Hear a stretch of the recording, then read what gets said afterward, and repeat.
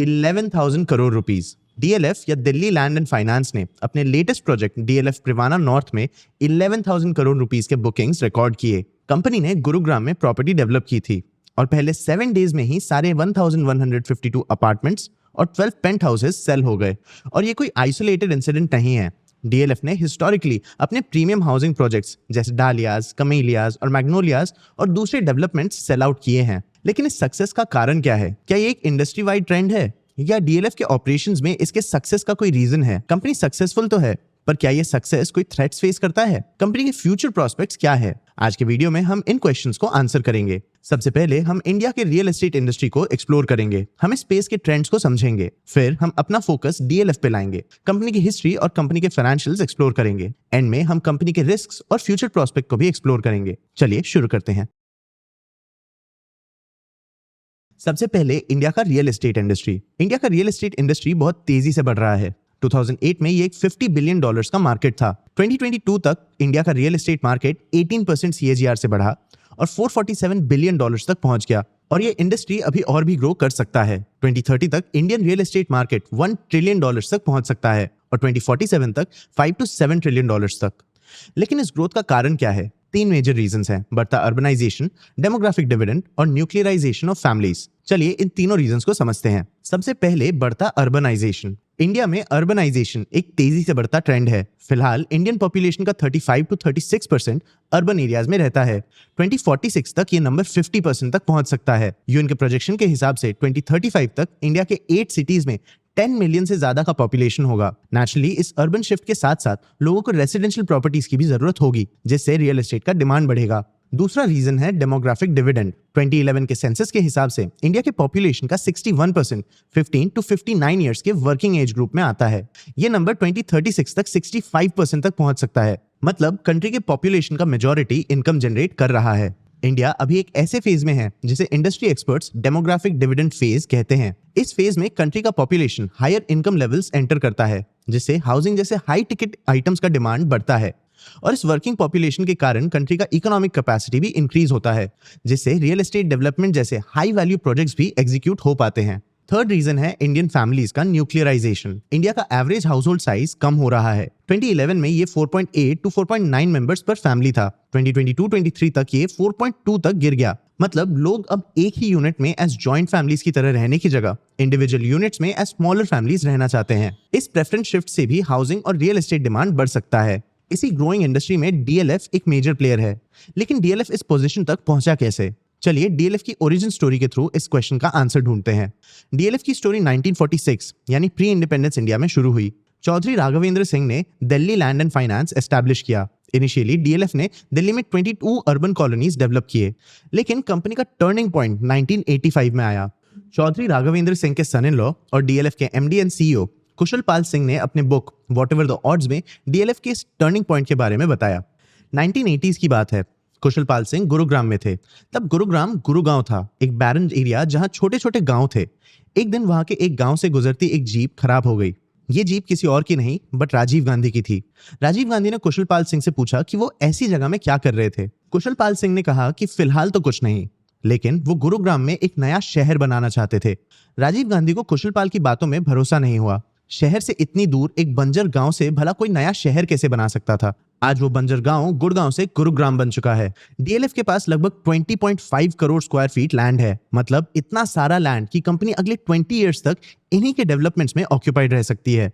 Land का ये collection ही DLF के सक्सेस का रीजन है। डीएलएफ ने पास में स्ट्रेटेजिक प्रॉपर्टी लोकेशंस एक्वायर कर लिए। उस टाइम में इन लैंड पार्सल्स के प्राइसेस काफी कम थे। डीएलएफ को फिलहाल अपने इन्वेंट्री बढ़ाने के लिए नए लैंड एक्विजिशन के कारण कोई हर्डल्स फेस नहीं करने पड़ते। लेकिन ये तो डीएलएफ का पास्ट था। चलिए अब कंपनी के फाइनेंशियल्स के साथ कंपनी का प्रेजेंट कंडीशन भी समझते हैं। फाइनेंशियल ईयर 25 में डीएलएफ ने रिकॉर्ड ब्रेकिंग नंबर्स अचीव किए। कंपनी ने 21,000 करोड़ रुपीस के प्री सेल्स रिकॉर्ड किए। ये कंपनी के हिस्ट्री का हाईएस्ट प्री सेल्स अमाउंट है। लेकिन ये प्री सेल्स क्या होता है?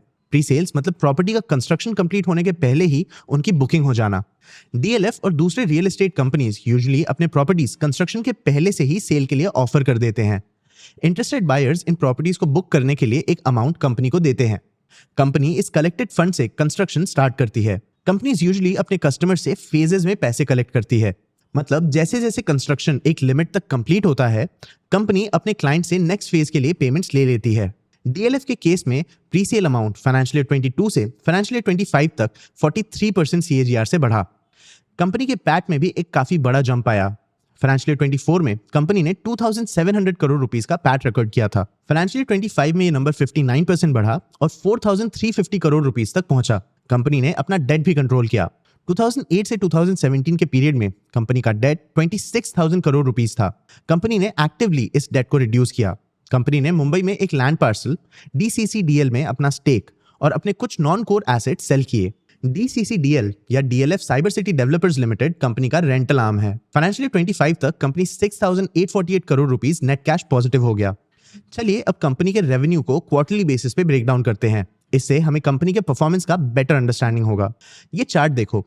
फाइनेंशियल ईयर 25 के फर्स्ट क्वार्टर में कंपनी ने 6,400 करोड़ रुपीस का स्ट्रॉन्ग प्री सेल्स रिकॉर्ड किया। सेकंड क्वार्टर में प्री सेल्स में एक शार्प डिप आया और ये नंबर 700 करोड़ रुपीस तक गिर गया। थर्ड क्वार्टर में कंपनी के प्री सेल्स में स्ट्रॉन्ग रिकवरी आई और नंबर 12,000 करोड़ रुपीस तक पहुंच गया। फोर्थ क्वार्टर में कंपनी का प्री सेल्स अमाउंट फिर से कम हुआ और 2,000 करोड़ रुपीस तक पहुंचा। फॉर्चुनेटली कंपनी का सेकंड क्वार्टर डिप एक ऑपरेशनल इशू नहीं था। कंपनी को डिलेड अप्रूवल से डील करना पड़ा था।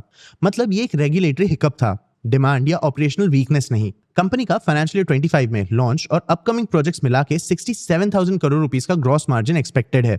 कंपनी के CFO बादल बागड़ी ने कंपनी के स्ट्रॉन्ग फाइनेंशियल पोजीशन पे भी कमेंट किया। उन्होंने कहा, अगर कंपनी ने नेक्स्ट 5 इयर्स में एग्जीक्यूशन के अलावा कुछ भी नहीं किया तो भी कंपनी 37,000 करोड़ रुपीस का ग्रॉस मार्जिन अर्न कर लेगी। DCCDL कंपनी का कैश काउ है। इस एंटिटी में DFL का 67% स्टेक है और Singapore based sovereign wealth fund GIC का 33%।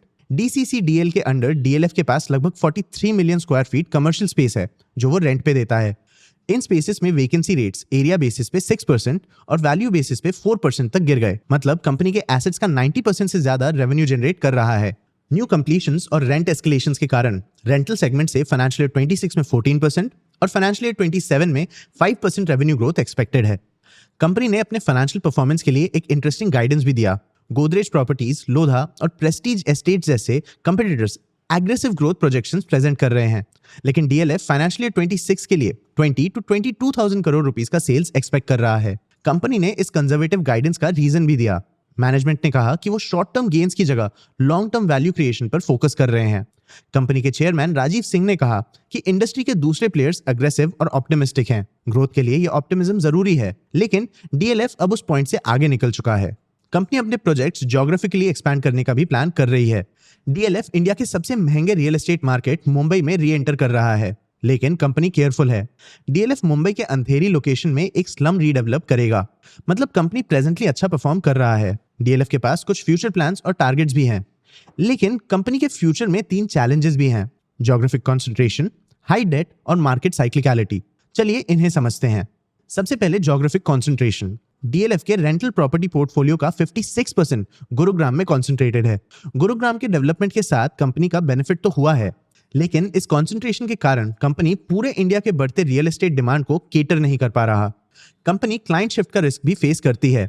अगर कंपनी के क्लाइंट्स कॉम्पिटिटिव प्राइसिंग के कारण किसी दूसरे लोकेशन में शिफ्ट हो गए जहां DLF का पेनिट्रेशन ना हो, तो इससे कंपनी के रेवेन्यूज पे नेगेटिव इंपैक्ट पड़ सकता है। कंपनी के ज्योग्राफिकल कॉन्सेंट्रेशन का रेसिडेंशियल सेगमेंट पे भी इफेक्ट पड़ता है। DLF ने फाइनेंशियल ईयर 26 के लिए एक कंजर्वेटिव गाइडेंस दिया। कंपनी का ज्योग्राफिकल कॉन्सेंट्रेशन इस कंजर्वेटिव अप्रोच का कारण हो सकता है। DLF के कंपीटिटर्स का पैन इंडिया प्रेजेंस है, इसलिए वो एग्रेसिव ग्रोथ टारगेट कर सकते हैं।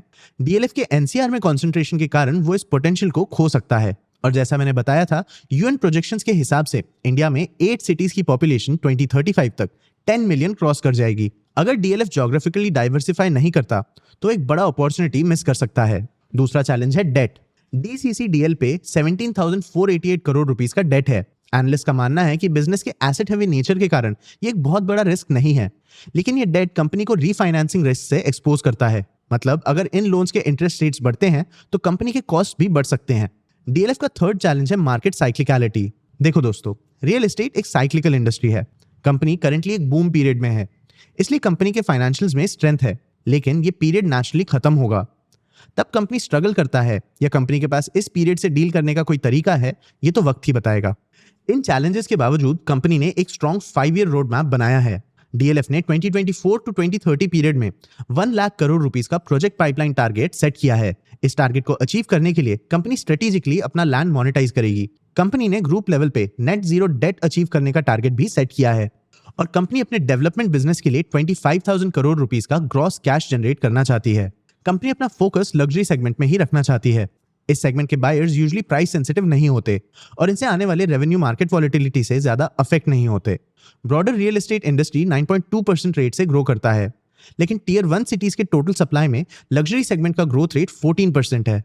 ये फ्यूचर प्लान्स एम्बिशियस हैं और कंपनी के कंजर्वेटिव सेल्स गाइडलाइन से थोड़े अपोजिंग है। आपको क्या लगता है, क्या इंडिया का रियल एस्टेट इंडस्ट्री एक साइक्लिकल स्लोडाउन की तरफ बढ़ रहा है? क्या कंपनी का एनसीआर में कंसंट्रेशन उसके लिए एक प्रॉब्लम बन जाएगा? अपने व्यूज हमें कमेंट सेक्शन में जरूर बताना और आगे आप कौन से टॉपिक से वीडियोस देखना चाहते हो ये भी हमें कमेंट सेक्शन में जरूर बताना। अगर ये वीडियो आपको इन्फॉर्मेटिव लगा तो इसे लाइक और शेयर जरूर करना। ऐसी और वीडियोस के लिए चैनल को सब्सक्राइब भी कर लेना। आज के वीडियो के लिए इतना ही। मैं हूं आपका होस्ट देव। मिलते हैं अगले वीडियो में।